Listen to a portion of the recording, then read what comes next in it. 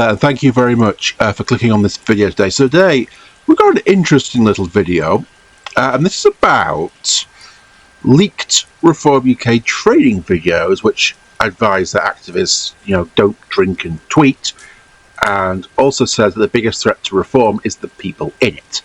And this was leaked to the Byline Times by someone, presumably, and they've done a whole kind of article about it. So, as I always do, you can look at the full article yourself in the comments, but I think what is interesting about this, it kind of demonstrates just how kind of actually afraid internally they are of their own supporters, the people that they actually choose to be in their party, or to get elected anyway, and how desperate they are to avoid any kind of scrutiny.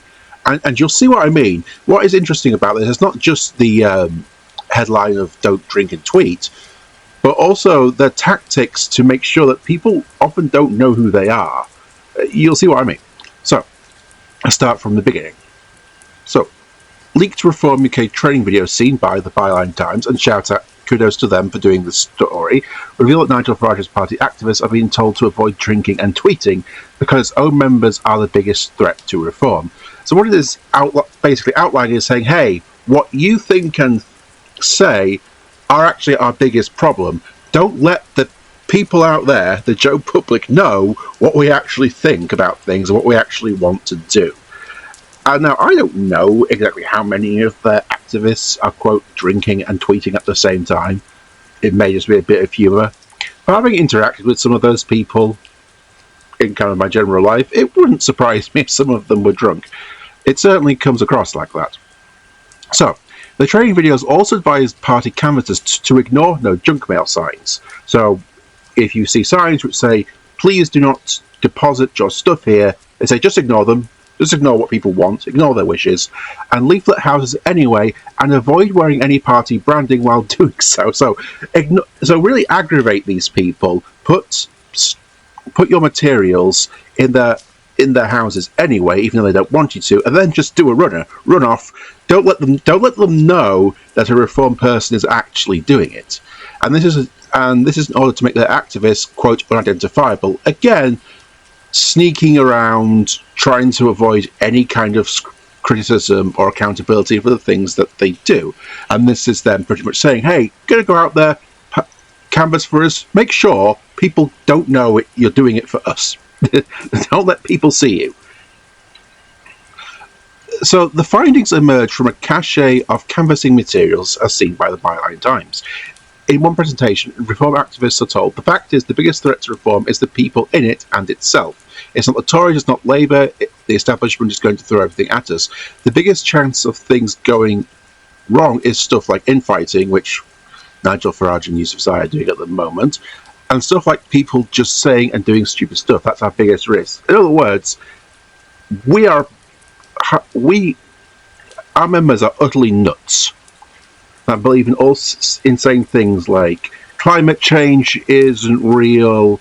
We believe in all sorts of crazy things. And hey, we don't want the British public to know about this. We don't want them to know that, for example, Nigel Farage has routinely talked about wanting to go over to a private healthcare system. He said that repeatedly over the years. Unfortunately, a lot of big media just doesn't want to cover it. Because, my goodness, being critical of Nigel Farage, let's not do that. Or, for example, they've often talked about cutting back things like the national living, like the minimum wage, another policy which they have talked about quite a bit, kind of internally amongst themselves, but they're not shouting it to the winds. They're not advertising it, even though that's what they said they want to do. So local campaigners for the party are told to treat every social media post like a press release. If this was sat on the desk of anti-reform journalists, what are they going to do with it? Don't drink and tweet. If there's any doubt, just don't post it, members are told. So these revelations come as Nigel Farage, as we all know, faces the by-election he called in Clacton this Thursday to try and desperately escape some of the investigations into him, where he's attempting to win his re-election in the face of a raft of standards complaints, including, but not limited to, allegations of hiding donations and properties from official transparency records and secretly receiving benefits from ally and convicted fraudster George Cotterill before his election in 2024. And one training video unearthed in Byline Times tells activists, if you see a stupid political post that people go back to, maybe a year down the line, or blow up on social media, it's usually on Friday. It's usually in the evening. If you're in any doubt, just don't post it. It's not hard. Just press delete and leave it. In other words, cover your tracks, delete your social media, and don't post things. In other words, don't let people see what you have to think and say about the things happening in the world, because it will be embarrassing. So, the senior staffer also takes pain to discourage what they call attention-seeking tactics, acting like, as they cite, Liberal Democrat leader Ed Davey during the general election campaign to try and get on TV. Because after all, only Nigel Farage can get on TV. I mean, come on. And Reform HQ appears to be discouraging social media use altogether for potential candidates. Ideally, the candidate won't be politically active on social media, trying to give an opinion on anything that is happening nationwide. In other words, don't let people know what you have to think, because they'll be repulsed. Most likely. One training video explains. Another tells them, don't wear a rosette.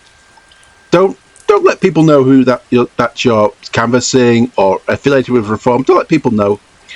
And this is likely hinting at the strong polarizing views that Reform generates. I think that the reason why this has come out, obviously it's come out because it's been leaked, but I think the reason why this is happening is Reform have always been getting criticism from people on the left since time immemorial.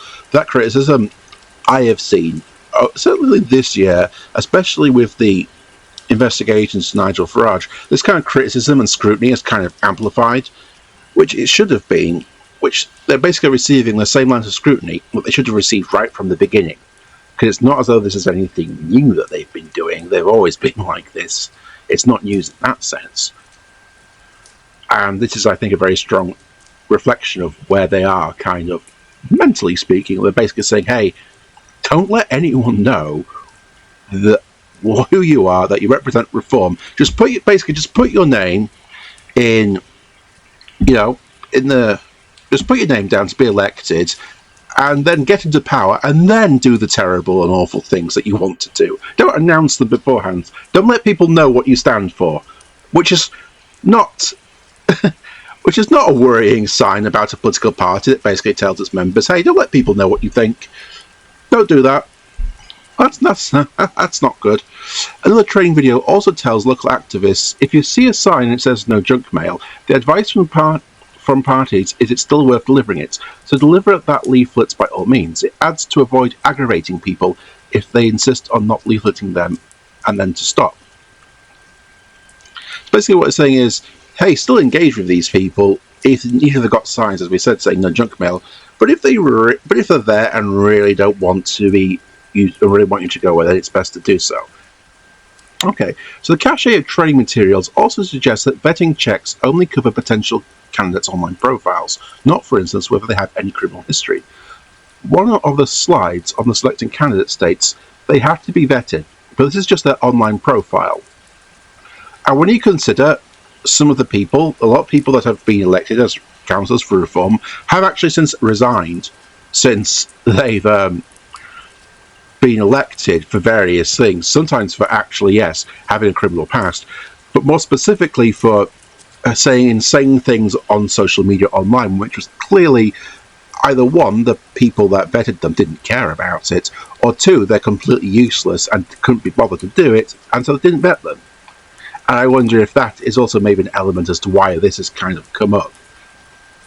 And they also say, if people can't be bothered to campaign, please avoid selecting them. This is the most important piece of guidance. The results are part of the Reform UK's Centre of Excellence digital training catalogue, part of a push to professionalise the party's elections operations locally. So, let's go into a bit more detail. So, template leaflets are provided for local branches simply to add in their candidate's name and picture, with one boilerplate design featuring a photo of Nigel Farage with a strapline, Britain is broken, Britain needs reform, and 3 policy bullet points, which are the obvious ones that they always bang on about. Freeze immigration, stop the vote, scrap net zero to cut energy bills, reduce waste and cut taxes. The same old things. Reducing waste and government waste is always like the most easiest kind of is the most easiest way to try and reduce spending that you can, because it's kind of a false economy, because every government goes in and says, oh, we're going to reduce waste. Oh, never actually does. And when it comes to net zero, it's like, oh, great. So this incredible heat that we're experiencing because of climate change, don't worry about that. Don't worry about the drought. Let's have even more of that. We're not being paid by the fossil fuel industry.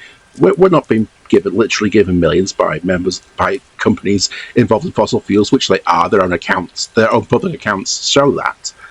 So you know about why that's there. And when it comes to freezing immigration and stopping the boats, oh, great. Well, that will solve all our problems. Yep, drought. It's all those immigrants drinking all that water, and all those people on those boats drinking the water, I guess. It's basically the same old crap that they trot out every time.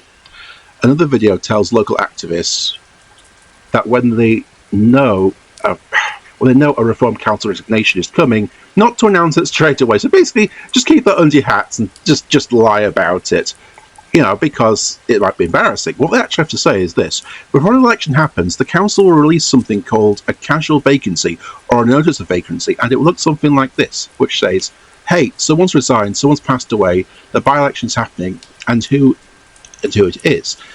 And then it gives you the option of two voters within the wards can write to the council and say, please can we have a by-election now?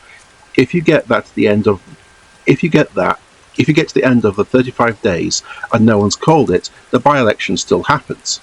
What you want to do as a party like Reform, we want as much time to campaign as possible, because if we get free 35 days to go out and knock on doors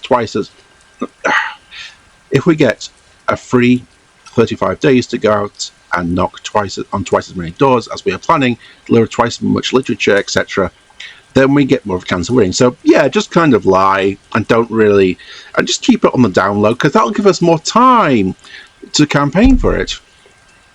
And trading staff reiterates, do not call a by-election early, allow it to run. Give yourself as much time to prepare, campaign, and most importantly, canvass. This video was created in July and August 2025, and at the time of writing this, remained accessible to Reform activists. The link to the video was publicly available. And so in this particular part, it interestingly goes into Reform's accounts. So the Byline Times analysis of Reform UK's latest accounts revealed that Reform UK received 22.87 million in donations in 2025, up nearly 4 times from 5.86 million in 2024, which, to give it some kind of context, is more than Labour and Liberal Democrats combined, and then more than doubled again. Much of it was just from 2 donors, the crypto billionaire Christopher Harborne and Ben Dello. Overall, the party took 31.9 million in income of 2025. Because guys, they're anti-establishment that just so happens to be out campaign financing all the other parties. And this includes things like membership subs, a staggering amount by a UK party standards for a non-general election year. Total expenditure was 21.6 million, leaving a surplus of 10.2 million, bringing the party's war chest to roughly 11.9 million. Nearly 9 million of that was spent on unexplained office costs in 2025, up from 2.6 million in 2024, and more than double what was spent on campaigning. Campaigning costs were 4.38 million, essentially flat on the 2024 election year.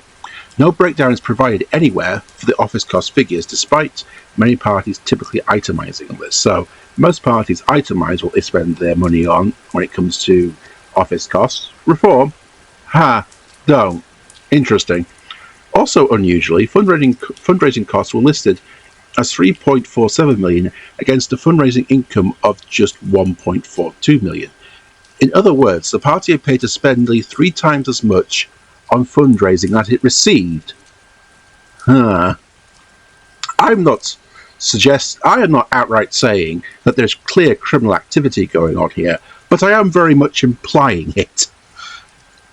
Much of this information remains hidden. The auditor's name has been redacted or blanked out, and there is no disclosure of key management pay. There is a 144,000 of national income, with matching notional expense. I think it's supposed to be national, or matching notional expenditure. There we go. But no identification of the donor or gift, no membership numbers disclosed, and there's no cost breakdown for the running of the around about 700,000 merchandise sales operation. Reform filed as a small entity, meaning that there are lighter disclosure requirements. For this, Reform are tested against 3 qualifying criteria, and they must meet 2 of these 3 conditions.